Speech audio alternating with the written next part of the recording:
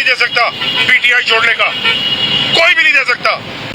मुझसे तहरीक इंसाफ छुड़ाना चाहते हो, खुदा की कसम इस माथे पे गोली मार दो उधर गोली। ये मेरी जमात है।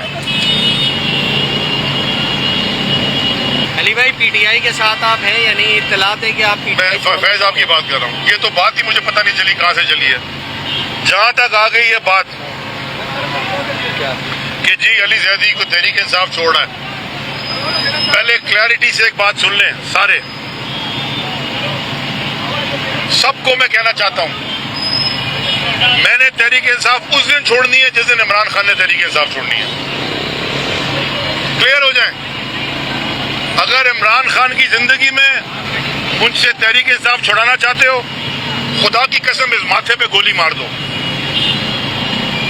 उधर गोली। ये मेरी जमात है।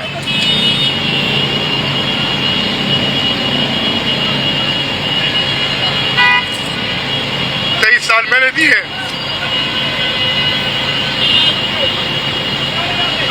मुझे अफसोस इस बात का है कि हमारी पार्टी के अंदर से ये आवाजें निकालते हैं जो खुद नहीं करते कुछ, जो करते हैं उनको गिराने के लिए ये घटिया बातें करते हैं। कोई मुझे प्रेशर नहीं दे सकता पीटीआई छोड़ने का, कोई भी नहीं दे सकता। इमरान खान भी मुझे निकालेगा, मैं चौकीदारी का काम, मेरी जमात है, मैंने बनाई है।